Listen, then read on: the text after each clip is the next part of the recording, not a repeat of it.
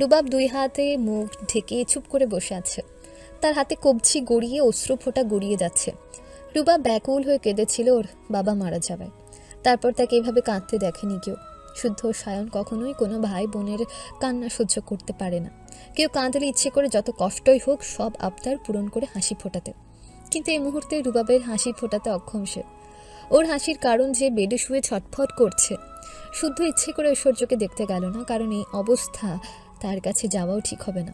তবে দূর থেকে দেখতে গিয়ে ঐশ্বর্যের চোখে চোখ পড়ে গেল। ঐশ্বর্য রুবাবকেই খুঁজছিল, কিন্তু শুদ্ধকে দেখে ঠোঁট ভেঙে কেঁদে ফেলল। দুই হাত জোর করে ক্ষমা চাইল, কারণ সে শুদ্ধর এতদিনের পরিশ্রম রক্ষা করতে পারেনি শুদ্ধর ল্যাবটা আমানত হিসেবে পেয়ে সে আমানত রক্ষা করতে। তাকে কাঁদতে দেখে শুদ্ধ ঠোঁটে হাসি আটল। ঠোঁটের কাছটাই দুই আঙুলের সাহায্যে হাসতে ইশারা করল। কাঁদতে বারণ করলো, ধৈর্য ধরতে বলল। ইশারায় বোঝালে আবার নতুন করে তৈরি করবে। ঐশ্বর্য বুঝলো সবই, তবে তার কান্নার বেগ বাড়ল। তাকে ব্যাকুল সুরে কাঁদতে দেখে শুদ্ধ পুনরায় বোঝালো সে সর্বদা আছে তার পাশে। ভাইয়ের মতো এতদিন খেয়াল রেখেছে, প্রাণ থাকা অবধি সেভাবেই দেখবে। সে যেন না কাঁদে, ল্যাবের জন্য না কষ্ট পায়। তার সুস্থ হতে হবে। রুবাবের মুখের হাসি ফোটাতে হলেও তাকে কষ্ট সামলে উঠতে হবে। শুদ্ধ যতটুকু পারে বোঝালো ঐশ্বর্যকে। মজার ব্যাপার হচ্ছে তাদের ল্যাবে একজন বোবা ছেলে কাজ করত। ট্যালেন্ট থাকলে প্রতিবন্ধকতা কোনো ব্যাপার না। ছেলেটা তার কাজ দিয়ে সেটাই দেখিয়েছিল। মিশুক প্রকৃতির ছেলেটা সবার সাথে মিশতে চাইত, কিন্তু কেউ তার কথা বুঝতো না দেখে এড়িয়ে যেত। কিছু বুঝতে গেলে বিরক্ত হতো। পরে শুদ্ধরা তার সঙ্গে ইশারায় কথা বলাটা রপ্ত করে ফেলেছে। আজকে সেটা কাজে লাগলো। অতঃপর শুদ্ধ ঐশ্বর্যের থেকে বিদায় নিয়ে সরে গিয়ে রুবাবের কাছে গেল। আস্তে করে কাঁধে হাত রাখতেই রুবাব অশ্রু ভেজা লাল বর্ণ চোখে তাকালো। এই সময় শুদ্ধকে দেখে রুবাব ঢোক গিলে উঠে দাঁড়ালো। তারপর কি ভেবে ছট করে শুদ্ধকে জড়িয়ে ধরল। তারপর কাঁদতে কাঁদতে বলল, মাফ করে দে ভাই, আমরা তোর আমানত রক্ষা করতে পারিনি। আমার ওই ঐশ্বর্য ভালো নেই ভাই, ওকেও মাফ করে দে। শুদ্ধ থম মেরে দাঁড়িয়েছে। সেই রুবাবের কষ্টটা ফিল করতে পারছে। একই পথের কিনারায় দাঁড়িয়ে আছে দুজন, কিন্তু যা হয়েছে সেটা ধরে বসে থাকারও সময় নেই। বরং এক একটা মুহূর্ত এখানে অনেক দামি। সেই রুবাবকে বুক থেকে সরিয়ে বলল, ঐশ্বর্যকে নিয়ে চলে যা। রুবাব ভেজা চোখে তাকালো শুদ্ধর দিকে। এই অবস্থায় কোথায় যাবে? কিছুই বুঝতে পারল না সে। ভাইয়ের মনোভাব বুঝে শুদ্ধ ছোট করে উত্তর দিল, 2 ঘন্টার মধ্যে দেশ ছাড়বি তোরা, প্রস্তুত হ। কথা বলে শুদ্ধ তাকালো শতরূপা চৌধুরীর দিকে। তারপর ওনার সামনে হাঁটু গেড়ে বসে ওনার হাত দুটো ধরে বিনয়ী সুরে বলল, ছেলের বিপদে যদি মা পাশে না থাকে তাহলে কে থাকবে বলো তো? এতে মেয়েটার পৃথিবীতে কেউ নেই, তুমি তো মা। তোমার শক্তিশালী দোয়ায় মেয়েটা বেঁচে ফিরতেও পারে। ফুপি, তুমি জগতের সাথে। শতরূপা চৌধুরী মলিন হেসে শুদ্ধর মাথায় হাত বুলিয়ে দিল, কপালে চুমু এঁকে দিলেন। দূরে থাকলেও বাড়ির সব ঘটনা ওনার কানে পৌঁছায়। সবই জানেন তিনি। শীতলের মরণ দশায় শক্তপোক্ত ছেলেটার হাল দেখে কেন জানি খুব করে জিজ্ঞাসা করতে ইচ্ছে করলো, এতদিন এত ভালোবাসা কোথায় লুকিয়ে রেখেছিলি আব্বা? একদিনে কি হাল তোর?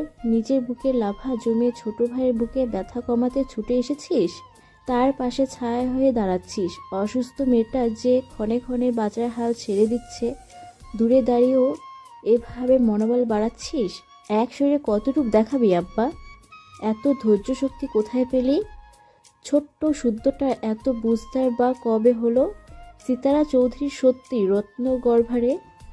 এ পরিস্থিতিতে এমন কথা বড্ড বেমানান, তাই কথা বাড়ালেন না। শুদ্ধর ফোনে কল এলে সে কল রিসিভ করতেই অর্ক বলল, আব্বু আম্মু বর্তমানে বিডিতে আছে, সিঙ্গাপুরের বাসাটা ফাঁকা পড়ে আছে। আম্মুর শখের বাড়ি, ছাদবাগান ভাড়াটিয়ারা যদি নষ্ট করে দেয় তাই ভাড়া দিয়ে আসেনি।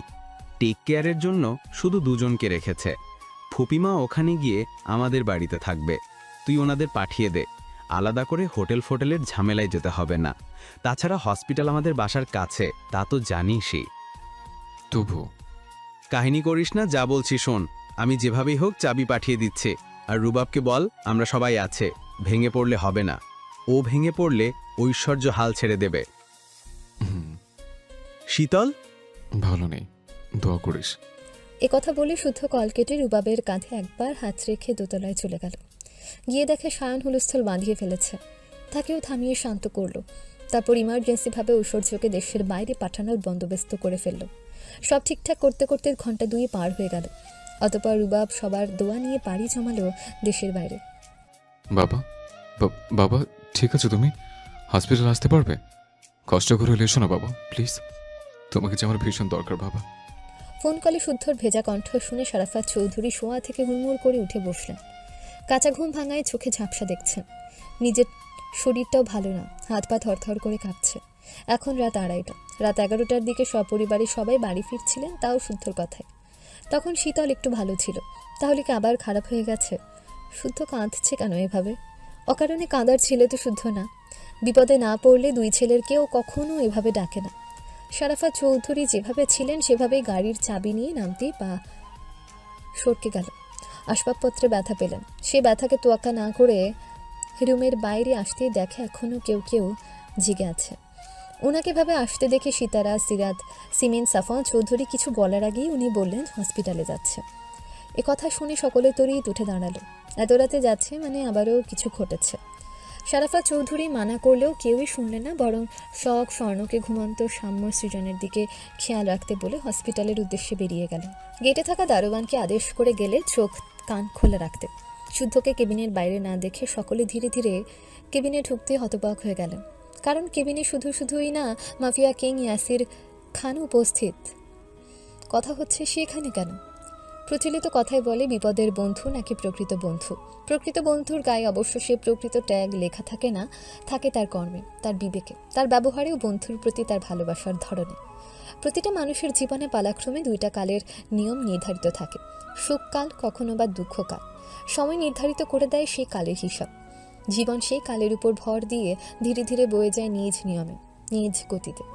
বর্তমানে শুদ্ধর সময়টা বোধহয় দুঃখকালের কবলে, নতুবা একসাথে এত খারাপ সময়ে তার জীবন কখনো আসেনি, কখনো এত দিশাহারা বোধ করেনি, এতটা অস্থির হতে দেখেনি। আবার তার খারাপ সময়টাতে তার বন্ধুরা অদৃশ্যভাবে আগলে রাখতে উঠে পড়ে লেগেছে। তারা যখনই শুনেছে শুদ্ধর ল্যাবে হামলা হয়েছে তখন থেকে ফুঁসে উঠেছে। এমনিতে তাদের একসাথে দেখে মনে হয় এরা তো হাসি আড্ডাতে সময় কাটে, এরা কাজ করে কখন? এদের মধ্যে সিরিয়াসনেস নেই, এরা কিভাবে কি আবিষ্কার করবে? তারা একসাথে থাকলে, তাদের খুনসুটি দেখলে মনেও হয় না তারা সায়েন্টিস্টের মতো পেশাতে সংযুক্ত। কিন্তু এই পরিস্থিতিতে তারা ফ্রেন্ডলি খোলস সাইডে রেখেছে। প্রত্যেকজন কঠিন রূপে নিজের অবস্থান, ক্ষমতা দেখাতে ব্যস্ত। যেসব ক্ষমতা থাকার পরেও তারা কখনো শো অফ করে, আজ তারাই প্রত্যেকে সেই ক্ষমতা কাজে লাগাচ্ছে। কেননা শুদ্ধর তিলে তিলে গড়া পরিশ্রম প্রাণ থাকতে এই দেশের বাইরে যেতে দেবে না, দেবে না মানে কোনোভাবেই না। আর এর জন্য সর্বপ্রথম ইগরের দেশের বাইরে যেতে না পারার সব ব্যবস্থা করেছে। ল্যাব থেকে বেরিয়ে যে রাস্তা ধরে ইগরের লোক গেছে, ফুটেজ কালেক্ট করে তাদের ধরেছে, কারণ তাদেরকে ধরলে জানা যাবে তাদের লিডারের অবস্থান। গতকাল রাত থেকে অর্ক, স্যান্ডি, কামরানা, তাদের সাথে রয়েছে শুদ্ধর আরেক ছায়া সায়ন, যার কাছে পৃথিবী উল্টে যাক, তার পরিবার, তার ভাই বোনরা ভালো থাক।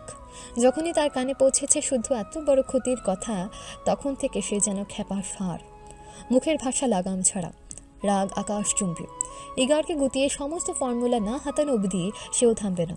তবে শীতলের কথা শুনে ছুটে গিয়ে একবার দেখে পুনরায় ফিরে এসেছে। হাসানকে শুদ্ধর কাছে থাকতে বলে অর্ক, স্যান্ডি, সায়ন, কামরানি 4 মূর্তি গোপনে কাজ চালিয়ে যাচ্ছে। শুদ্ধর ল্যাবে থাকা প্রতিটা জিনিস তারা সরিয়ে ফেলেছে। ইগর শুধু বেশি বাজেটের ফর্মুলা হাতিয়েছে, আরও আছে যেগুলো খবর সে জানে না। শুদ্ধর বিপদে সেও জানে এবং আবার ফিরে আসতে পারে। বাঙালি কিংবা অবাঙালি, রক্তে মাংসে গড়া মানুষ তো মনে লোভ থাকবে। আর এই লোভ কারো বিপদ মানা দূর, বরং আরও বিপদে ফেলে তার স্বার্থ হাসিলে উঠে পড়ে লাগবে, যেটা ইয়াসিরকে কাজে লাগিয়ে ইগর করতে যাচ্ছে। শীতলকে কিডন্যাপ, শুদ্ধর উদ্ধার করা, এসব একটা প্ল্যানের অংশ, যাতে শুদ্ধ শীতলের দিকে ব্যস্ত থাকে আর এই সুযোগে ইগর তার ফর্মুলা হাতিয়ে সরে পড়তে পারে। এই অবধি তাদের দুটো প্ল্যানই সাকসেস। এখন দেশের বাইরে যেতে পারলে শুদ্ধরও আর কিছুই করার থাকবে না। কিন্তু শুদ্ধ তো একা নয়। শুদ্ধ যেমন কারো বিপদে নিজের সর্বোচ্চ দিয়ে পাশে থাকে, তেমনই তার বন্ধুরাও। তারাও দেখিয়ে দেবে শুদ্ধ একা নয়, তার বন্ধুরা ছিল, আছে, দেহে প্রাণ থাকলে ভবিষ্যতেও থাকবে। এদিকে তারা যে এসবই করছে শুদ্ধ জানে না, কারণ সকাল থেকে শুদ্ধ হসপিটালের এদিকটা সামাল দিচ্ছে। শীতলের বর্তমান অবস্থা তাকে দিশেহারা করে তুলেছে। ঐশ্বর্যের চিকিৎসা নিয়ে আপাতত চিন্তা নেই, কারণ তাকে বেস্ট চিকিৎসার সমস্ত ব্যবস্থা করে দেওয়া হয়েছে। এখন ঐশ্বর্যের যদি জীবন আয়ু থাকে, তার 4 আঙ্গুলের কপালে যদি সুখ থাকে, রুবাবের ভালোবাসায় যদি জোর থাকে, তাহলে তারা পারবে, তারা ফিরতে তাদের হবে। সকাল পেরিয়ে দুপুর, আর দুপুর গড়িয়ে হলো সন্ধ্যা। পরিবারের সকলে এখনো সেভাবেই বসে আছে। কারো দেহে যেন প্রাণ নেই, চোখের কোল ভেজা, অসহায় মুখ। শীতলকে ওটি থেকে বের করে আইসিইউতে রাখা হয়েছে। পেশেন্টের অবস্থা যখন গুরুতর হয়ে যায় তখনই সেখানে রাখা হয়। শীতলের ক্ষেত্রেও তাই করা হয়েছে। মাগরিবের আজানের পরপর হাসান এসে শুদ্ধর পাশে দাঁড়ালো। তারও কপালে ব্যান্ডেজ, মুখ জুড়ে বড় ছোট আঘাতের চিহ্ন। সে শুদ্ধকে এখনও আগের দেশে দেখে দীর্ঘ শ্বাস ছাড়ল। হাতে থাকা শপিং ব্যাগটা এগিয়ে দিয়ে বলল, ফ্রেশ হয়ে আয়। আইসির সামনে থাকা চেয়ারে বসেছিল। তাকে জোর করেও কেউ কিছু খাওয়াতে পারেনি, আর না বাড়িতে পাঠাতে পেরেছে। শুদ্ধ উঠছে না দেখে হাসান জোর করে দাঁড় করিয়ে ধরে ঠেলে ফ্রেশ হতে পাঠালো। হাসান চেঁচিয়ে বলল একেবারে শাওয়ার নিতে, তাহলে শরীরটা হালকা লাগবে। শুদ্ধ হ্যাঁ না কিছুই বলল না, শুধু হাসানকে এখান থেকে নড়তে বারণ করে ফ্রেশ হতে গেল। সে যেতেই হাসান শখ, স্বর্ণ, সাম্য, সৃজনকে ডেকে কিছু যুক্তি পরামর্শ করে যে যেভাবে ছিল সেভাবেই বসে পড়ল। শুদ্ধ যত দ্রুত সম্ভব শাওয়ার নিয়ে ফ্রেশ হয়ে ফিরে এলো। এসে বসতেই সাম্য সৃজন গিয়ে শুদ্ধর গা ঘেঁষে বসল। শুদ্ধ তাকাতে সৃজন মলিন মুখে মাথা নিচু করল। তাদের শুকনো মুখ দেখে শুদ্ধ বলল, কিছু খেয়েছিস? তারা দুজনেই নাবোধক মাথা নাড়ালো। তারপর মিনমিন করে বলল, না, তুমি খাইয়ে দাও। আজকে নিজে হাতে খা ভাই, বাড়িকে আমি খাইয়ে দেব প্লিজ। সাম্য সৃজন দুজনের দিকে তাকিয়ে সম্মতিসূচক মাথা নাড়িয়ে খাবার খেতে চলে গেল। হাসান শুদ্ধর সাথে কথা বলছিল, তখন হঠাৎ তারা এসে দুপাশে দাঁড়িয়ে ছোট ছোট খাবারের লোকমা বানিয়ে শুদ্ধর মুখের সামনে বাড়িয়ে দিয়েছে। শুদ্ধ মলিন হেসে ওদের বলল, আমি পরে খাবো, তোরা খা। তখন সাম্য জবাব দিল, বড় মা বলে কেউ খাবারের লোকমা এগিয়ে দিলে ফিরিয়ে দিতে নেই, তাহলে ভাত রাগ করে, তারপর মরে গেলে সেই ভাত ভেমরুল হয়ে হুল ফুটিয়ে দেয়। সাম্য কথা শেষ করতেই সৃজন তার লোকমা আর একটু বাড়িয়ে দিয়ে বলল, শীতল আপু কি শুধু তোমাকে ভালোবাসে? আমরাও তো বাসি। খাও না ভাইয়া, একটু খাও। তুমি না খেয়ে যখন শীতল আপু সুস্থ হয়ে জানতে পারবে তোমাকে খাওয়াতে পারেনি, তখন আমাদের উপরে খুব রাগ করবে। শুদ্ধ চুপ করে আছে দেখে সীতারা এগিয়ে এলেন। ছেলের মাথায়, বুকে, পিঠে হাত বুলিয়ে কান্নারত স্বরেই খেতে বললেন। শুদ্ধ লাল বর্ণ চোখে চুপ করে বসে মাথা নিচু করে বসে আছে। এদের কিভাবে বোঝাবে ভাতের লোকমা তার গলা দিয়ে নামবে না। কিন্তু সাম্য সৃজন আবারও আদুরে সুরে বলল, ভাইয়া একটু খাও। এ কথা বলে সৃজন ফট করে বলল, সাম্য হাত ধুয়নি, আমি হাত ধুয়েছি, আমারটা খাও। এ কথা শুনে সাম্য প্রতিবাদ করে বলল, মিথ্যে বলছিস সৃজন, আমিও হাত ধুয়েছি, ভাইয়া আমারটা খাবে। এ কথা বলে সে ছোট ছোট শুদ্ধর গাল ধরে কি যে মিষ্টি করে বলল। ওহ ভাইয়া খাও। শুদ্ধ আপ্রাণ চেষ্টা করছে নিজেকে সামলানোর। বড় হয়ে সে কবে কারোর সামনে কেঁদেছে মনে পড়ে না, কিন্তু আজ মনে হচ্ছে নিজেকে সামলাতে পারবে না। আর এই দুটোকে এখন ফিরিয়ে দিলে নিজেরাও খাবে না, বরং কেঁদে ভাসাবে। সে কিছুক্ষণ চুপ থেকে বলল, আমাকে না জ্বালালে তোরা কেউ শান্তি পাস না, তাই না? একজন তো আমার ঘুম হারাম করে আরামের ঘুম ঘুমাচ্ছে। আমার প্লেটের খাবার না খেলে নাকি তার পেটই ভরে না। তাকে ওটা এসে আমার খাবারে ভাগ বসাক। তাকে এটাও বলিস যে ভাগ না বসালে আমার গলা দিয়েও কিছু নামতে চায় না। এ কথা বলে থেমে সে পুনরায় বলল, এখন তোদের বাজিটা বোন নেই, এই জন্য তোরা এসে জ্বালাচ্ছিস। কেউ শান্তি দিবি না আমাকে, তাই না? এত জ্বালালে চলে যাব, আর ফিরবো না বলে দিলাম। শুদ্ধর কান্না ভেজা কণ্ঠস্বর শুনে পুনরায় সকলের চোখ দিয়ে অশ্রু ঝরে গেল। ছেলেটার যে বুকটা ফেটে যাচ্ছে বুঝতে বাকি নেই কারো। শুদ্ধ থামতে শখ ফুপিয়ে কাঁদতে কাঁদতে বলল, কোথায় যাবে শুনি? আমরাও তোমার পেছন পেছন ঠিক চলে যাব। এ কথা শুনে শুদ্ধ এবার শখের দিকে তাকালো। শখের কান্নারত লাল হয়ে যাওয়া মুখের দিকে তাকাতেই চোখ পড়ল স্বর্ণের দিকে। স্বর্ণ ছলছল চোখেই তাকিয়ে আছে। সে সবার মতো মুখ ফুটে কিছু বলতে পারে না। চৌধুরী নিবাসে ভাই বোনদের মধ্যে মুখ চূড়া স্বভাবের হচ্ছে শুদ্ধ আর স্বর্ণ। শুদ্ধ চারজনের দিকে তাকিয়ে দেখে চারজনই প্লেট হাতে দাঁড়িয়ে আছে। সে এবার সাম্যর হাতের খাবারটা মুখে নিল। চিবানোর আগে চোখ থেকে ঝরঝর করে অশ্রু ঝরে গেল। সৃজন সেই অশ্রু ছোট হাতে মুছে দিয়ে তার লোকমা বাড়িয়ে দিল। সেটা শুদ্ধ মুখে নিতেই শখ এগিয়ে এলো। ভাইয়ের দিকে লোকমা বাড়িয়ে দিয়ে বলল, শীতলকে কৈফিয়ত দিতে হবে তো নাকি? আমি কিন্তু মিথ্যা বলতে পারবো না। হাসান অদূরে দাঁড়িয়ে ছলছল চোখে বন্ধুর দিকে তাকিয়ে আছে। বেচারা শুদ্ধ না পারছে ভাত গিলতে, না পারছে ভালোবাসা মেশানো ভাত উগলে দিতে। সে পানির বোতল এগিয়ে দিলে শুদ্ধ পানি দিয়ে ভাত গিলল শুধু। তারপর নিল শখের বাড়িয়ে দেওয়া লোকমা। স্বর্ণ চুপ করে দাঁড়িয়ে আছে, তার হাতেও ভাতের লোকমা। তবে সবার মতো সে এগিয়ে আসেনি দেখে শুদ্ধই বলল, সবাই যে যেমন পারছে অত্যাচার করছে, তুই বাঁচাবি কেন? আয়। স্বর্ণ এগিয়ে এসে সেও ভাইয়ের মুখে ভাত তুলে দিল। বাকিদের মতো সে ভ্যাঁ ভ্যাঁ করে কাঁদতে পারে না, যদি পারত তাহলে ছোট বোনটার জন্য সে প্রাণ ভরে কাঁদত। সে এগিয়ে শুদ্ধর মুখে লোকমা দিল, তবে কিছু বলতে চাইলেও বলতে পারল না। শুদ্ধ অনেক কষ্টে খাবার গিলে ওদের খেতে বলল। কেউ ঠিকঠাক খেতে পারলো না, তবে দু একবার মুখে দিয়ে রেখে দিল। এরপর 4 ভাই বোন শুদ্ধর পাশ ঘেঁষে কাঁধে মাথা রেখে বসলো। চুপ করে 5 ভাই বোন তাকিয়ে আছে আইসিইউ রুমের দরজার দিকে। অপেক্ষা করছে কখন শীতল উঠে দৌড়ে এসে বলবে, হসপিটালে মানুষ থাকে নাকি? তোমরা আমাকে ওখানে রেখে এখানে কি সলা পরামর্শ করছো? যা করেছো বেশ করেছো, আবার প্রথম থেকে শুরু করো। কিন্তু আফসোস, সে আসবে না। উঠে আসার ক্ষমতায় তার নেই। সেভাবে বসে থেকে অনেকক্ষণ কেটে গেল। সারাদিন যেমন তেমন গেলেও সাম্য সৃজন শুদ্ধর হাত আঁকড়ে ধরে তাড়াতাড়ি ঘুমিয়ে গেছে। শুদ্ধ দুহাত বাড়িয়ে দুপাশ থেকে বুকে আগলে রাখলো খুব যত্ন সহকারে। সেখানে যাওয়া আসা করতে থাকা নার্স ডাক্তাররাও মুগ্ধ হলেন তাদের ভাই বোনদের এমন ভালোবাসা দেখে। বেশ কিছুক্ষণ পর নার্স জানালো শীতলের হার্টবিট স্বাভাবিক হচ্ছে। আশা করা যাচ্ছে খুব তাড়াতাড়ি তার জ্ঞান ফিরবে। সত্যি সত্যিই তার জ্ঞান ফিরল। ছটফট করে খুঁজতে লাগলো শুদ্ধকে। বাড়ির সবাই একে একে দেখা করে গেল। তবে শীতলের চোখ খুঁজে চলেছে তার বিশুদ্ধ পুরুষকে। যে তার সাথে দেখা করতে গেছে তাকে জিজ্ঞেস করেছে শুদ্ধর কথা। শুদ্ধ জানলো বা শুনলো ঠিকই, তবে গেল না। সে যাচ্ছে না দেখে হাসান বলল, যাচ্ছিস না কেন? এতক্ষণ আমাকে টেনশন আত্মরা করে এখন ডাকলে আমার যেতে হবে? যাব না। এ কথা শুনে হাসান এবার হেসেই ফেলল। এদিকে রাত অনেক বেড়েছে, হসপিটালেও ভিড় বেড়েছে। ওটি কিংবা আইসিইউর সামনে এতজনকে রাখা সম্ভব হচ্ছে না। অন্যরা এ নিয়ে ঝামেলা করছে। পরে বাধ্য হয়ে ম্যানেজার শুদ্ধকে এ কথা জানালো। শুদ্ধ শুনে শারাফাত চৌধুরীকে বলল সবাইকে নিয়ে চলে যেত। হাসান থাকবে, শায়ান থাকবে, কোনো সমস্যা হবে না। শায়ানের কথা উঠতে শারাফাত চৌধুরী বললেন, তা সে কোথায়? কি এমন রাজকার্য করে বেড়াচ্ছে যে বিপদের দিনেও ভাইয়ের কাছে এসে বসার সময় পাচ্ছে না? তাকে ডাকো, ডেকে বলো যেখানেই থাকুক এক্ষুনি যেন উপস্থিত হয়। ওনার কথা শুনে স্বর্ণ জানালো রাস্তায় আছে, চলে আসবে। যদিও মোটেও তা নয়, আসলে কথা বললে কথা বাড়বে, তাই এ কথা বলে থামালো সে। তারপর শীতলকে আইসিইউ রুম থেকে ভিআইপি কেবিনে নেওয়া হলো। আরেক দফা সবার সাথে দেখা হলো শীতলের। শুদ্ধ আবার তাড়া দিতে ওনারা যাবার জন্য বা বাড়ালেও সিমিন চুপ করে বসে রইল শীতলের হাত ধরে। সবার যাওয়ার কথা শুনে শীতলের হাসিটুকু মুছে গেল। শক্ত করে মায়ের হাত আঁকড়ে ধরল।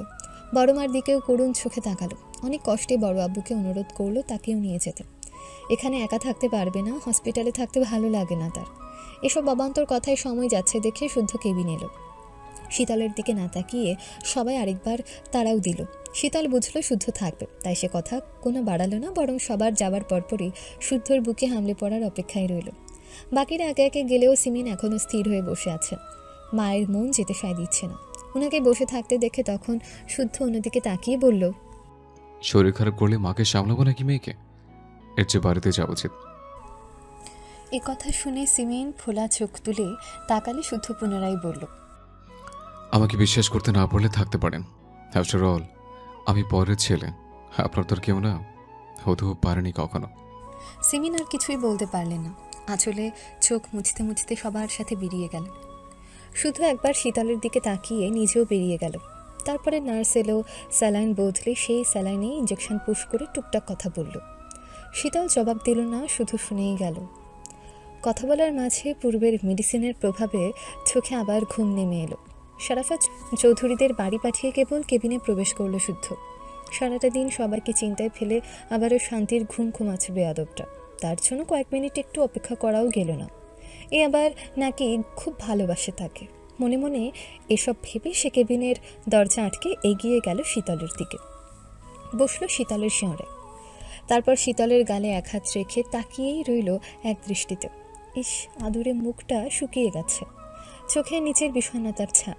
সে একটু এগিয়ে যত্ন করে আদৌ রেখে দিল শীতলের কপালের ঠিক মাঝখানে। ব্যাঙাচি আজ তাকে দুর্বল করে দিয়েছে। এতদিনের গড়া শক্ত খোলসটা নড়বড়ে করে দিয়েছে। সে কপালে কপাল ঠেকাতে বেহায়া অশ্রু ঝরে পড়ল শীতলের বন্ধ চোখের পাতায়। কেঁপে উঠল শীতল, তবে সে চোখ খুলে তাকালো না। অন্য সময় হলে হয়তো খুব লজ্জা পেত, নতুবা খুশিতে লাফিয়ে উঠত। পরিস্থিতি এমন যে মেডিসিনের প্রভাবে এখন চোখ খুলে তাকাচ্ছে না। তার এই নিষ্ঠুরতা সহ্য হচ্ছে না শুদ্ধর, তাই বিড়বিড় করে বলল, নীরবতাকে অস্ত্র করে আমার ভালো থাকার অধিকারটুকু কেড়ে নিস না ব্যাঙাচি। বিশ্বাস কর, আমার পুরো পৃথিবী থমকে গেছে। ফিরে আয়, আগের মতো চঞ্চলতা নিয়ে জেগে ওঠ। ভালোবাসি বলে একবার বুকে লাফিয়ে পড়। নিভৃত উত্তপ্ত আগুনের ন্যায় চলতে থাকা অসহ্যকর যন্ত্রণা। এটুকু বলতে কেবিনের দরজায় নখ পড়তে শুদ্ধ থেমে গেল। পেছন ফিরে চোখ মুছে দরজা খুলে দেখল নার্স দাঁড়িয়ে আছে। সে ভ্রু কুচকে তাকাতেই নার্স জানালো তাকে এক্ষুনি ডাক্তার রুমে ডাকছে, জরুরি কথা বলবেন। শুদ্ধ পেছনে ফিরে একবার শীতলকে দেখে কেবিনের দরজাটা চাপিয়ে দিয়ে নার্সকে বলল এখানেই থাকতে, সে না আসা অবধি যেন কোথাও না যায়।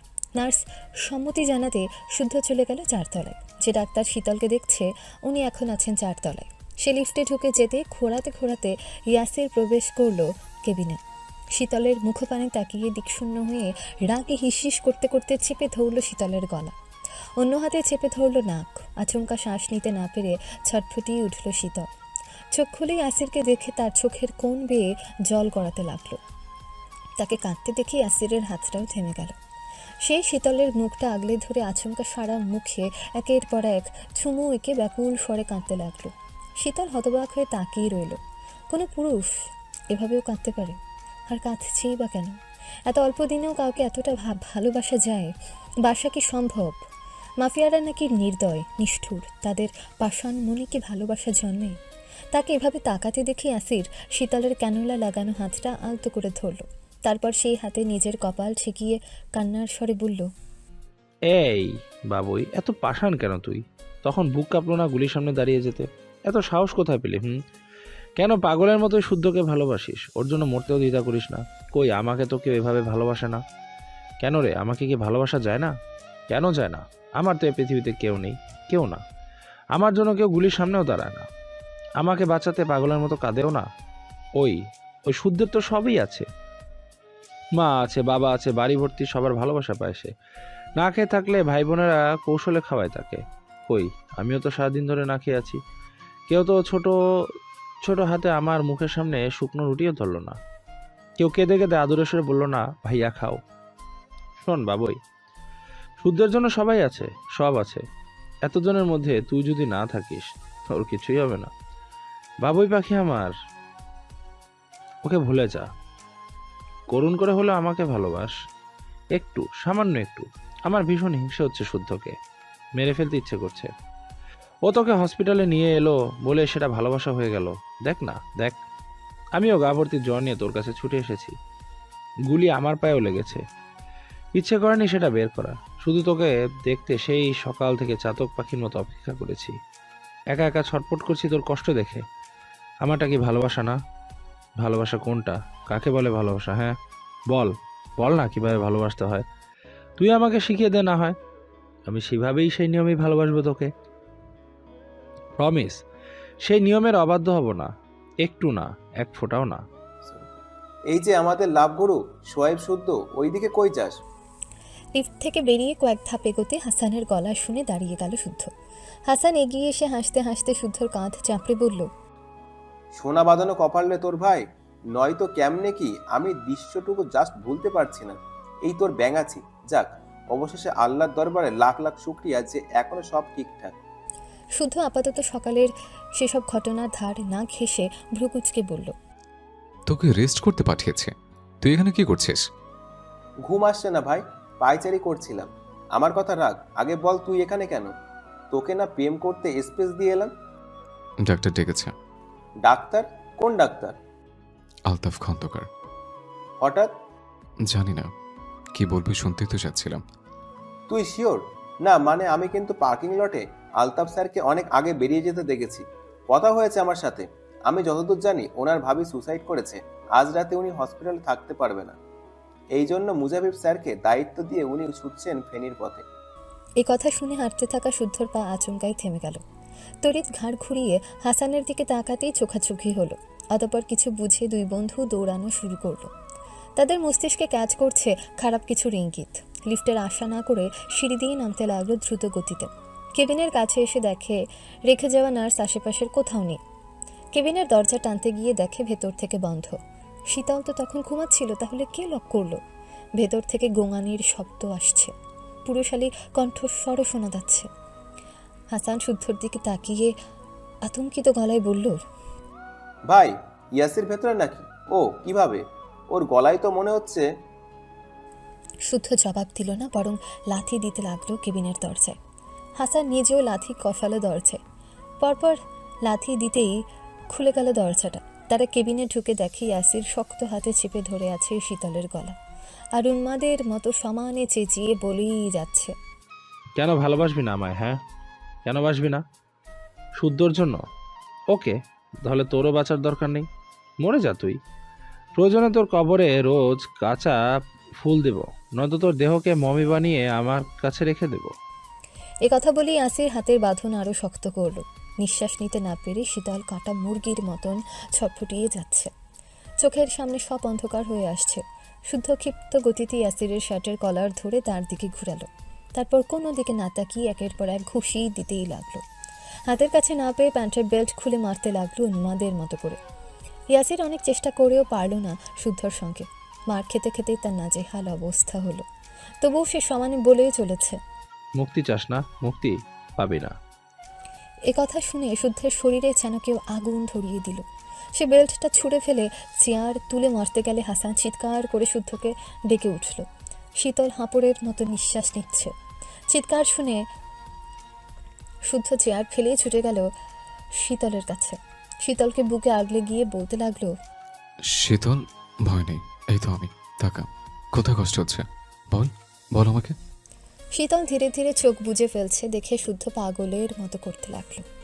বুকের সাথে চেপে ধরে কত কি বলতে লাগলো, গাল চাপড়ে ধরে ডাকতে লাগলো। অবস্থা বেগতিক দেখে হাসান চিৎকার করে ডাক্তারদের ডাকলো, কিন্তু এদিকে কেউ নেই বিধায় কেউ এলো না। অগত্যা সে দৌড়ে ইমার্জেন্সি বিভাগ থেকে ডাক্তার ডাকতে গেল। ধস্তাধস্তির এক পর্যায়ে শীতলের হাতের ক্যানোলাটা ছিটকে কোথায় পড়েছে কে জানে। ক্যানোলা লাগানো হাত দিয়ে গল গল করে রক্ত বের হচ্ছে। গুলি লাগা হাতের ব্যান্ডেজে লাল রক্ত ভেসে উঠেছে। শীতল চোখ বড় বড় করে হাঁ করে নিঃশ্বাস নিচ্ছে। শীতল হঠাৎ শুদ্ধর হাতটা আঁকড়ে ধরল। হাঁপাতে হাঁপাতে অনেক কষ্টে উচ্চারণ করলো, কষ্ট হচ্ছে, শ্বাস নিতে পাচ্ছি না। এ কথা বলতে বলতে নার্স ডাক্তারও ছুটে এলো। পেশেন্টের অবস্থা দেখে অক্সিজেন মাস্ক লাগিয়ে দিল। শীতল হাঁপড়ের মতো শ্বাস নিতে লাগলো একের পর এক। হার্টবিট দ্রুত গতিতে ছুটছে। তার চোখের কোনা বেয়ে ঝরছে অশ্রুবিন্দু। বেশ কিছুক্ষণ পর শীতলের নিঃশ্বাস স্বাভাবিক হলো। সে অক্সিজেন মাস্কটা সরাতে গেলে শুদ্ধ বারণ করলে শীতল সেভাবেই কিছু বলল, তবে অস্পষ্ট হলো, বোঝা গেল না। কিন্তু সে কিছু বলার জন্য উতলা দেখে ডাক্তার নিজে বললেন কি বলতে চায় শুনতে। এ কথা শুনে শীতল মাস্ক সরালো ঠিকই, তবে কিছু বলতে পারল না। বলতে গেলে তার শ্বাসকষ্ট শুরু হয়ে যাচ্ছে। শুদ্ধ নির্বাক, সে যেন বাকশক্তিও হারিয়েছে। নিশ্চুপ হয়ে তাকিয়ে আছে শীতলের মুখপানে। ডাক্তার যদি শীতলকে রেখে শুদ্ধর হার্টবিট চেক করতো তাহলে তাকেও বোধহয় পেশেন্ট বলে চিকিৎসার পরামর্শ দিতেন। তার এই নীরবতা শীতলের সহ্য হলো না। সে ফের হাঁপাতে হাঁপাতে বলল, আমাকে বাড়িতে নিয়ে চলুন, নয়তো বাড়ি ডাকুন সবাইকে, নয়তো। সে আর পুরো কথা বলতে পারল না, তবে উঠে বসতে চাইল। তার হাত থেকে রক্ত ঝরছে দেখে নার্স রক্ত পরিষ্কার করছিল। শীতল হাত ছুটিয়ে নিয়ে শুদ্ধর বুকে আছড়ে পড়ে বলতে লাগলো, আমার কাউকে দরকার নেই, কারো ভালোবাসার দরকার নেই। আমার আমার শুধু আপনাকে চাই, মানে শুধু আপনাকে। আমাদের শুধু দৌড়ে থাম না প্লিজ, দোহে লাগে, একটু শান্ত হও। এতক্ষণ ডাক্তার দাঁড়িয়ে দাঁড়িয়ে দেখছিল ওদেরকে। মেয়েটা আঁকড়ে ধরে আছে ছেলেটাকে। বুঝতে বাকি রইল না মূল ঘটনা। তবে পেশেন্টের কন্ডিশন দেখে উনি বলতে বাধ্য হলেন, ইয়াংম্যান, যা চাচ্ছে সব সম্ভব হলে রাজি হয়ে যাও। ওর শারীরিক মানসিক দুটোই বাজেভাবে ক্ষতিগ্রস্ত হচ্ছে। গুলির আঘাত, কারেন্টের শকের পর ও যে বেঁচে আছে এটাই তো শুক্রিয়া। যতটুকু বুঝছি ওর হার্টেও সমস্যা করেছে, যার কারণে বারবার নিঃশ্বাস নিতেও কষ্ট হচ্ছে। ওকে স্বাভাবিক করো, নয়তো যা লক্ষণ দেখছি হার্ট অ্যাটাক করতেও পারে যখন তখন। এ কথা বলে উনি শীতলকে শান্ত হতে বললেন। কিন্তু শীতল শান্ত হওয়া দূর, শুদ্ধর বুকে মাথা ঠেকিয়ে জোরে জোরে শ্বাস নিতে লাগলো। পুনরায় অক্সিজেন মাস্ক তার মুখে ঠুকিয়ে দিল শুদ্ধ। সরাতে গেলে জোর ধরে ধরে মাথাটা বুকের সাথে চেপে ধরে থাকলো। ওদিকে নড়লে গুলি লাগা হাত ব্যথায় টনটন করছে। সে অস্পষ্ট সুরে বিড়বিড় করছে। থামছে না দেখে শুদ্ধ আদুরে সুরে বলল, আমি তোর, প্রমাণ চাস? হ্যাঁ, সকালটা হোক, সকালে বিয়ে করবো। শীতল শুদ্ধর বুকে মাথা ঠেকিয়ে অনবরত মাথা নাড়ল, অর্থাৎ এখনই বিয়ে করবে। তাকে থামানো যাচ্ছে না দেখে ডাক্তার শুদ্ধকে কিছু বলে নার্সকে নিয়ে চলে গেল। শীতল রক্তমাখা হাতে হাউমাউ করে কাঁদতে লাগলো। তার কান্নার ছোটে চোখের পানিতে শুদ্ধর বুকটাও ভিজে গেল। তখন শীতল অস্পষ্ট সুরে হাঁপাতে হাঁপাতে বলতে লাগলো, আমি আপনার বউ হব শুদ্ধ ভাই, এক্ষুনি হব, এই মুহূর্তেই হব। হয় আপনি আমায় এক্ষুনি বিয়ে করবেন, নয়তো আমাকে মেরে ফেলবেন।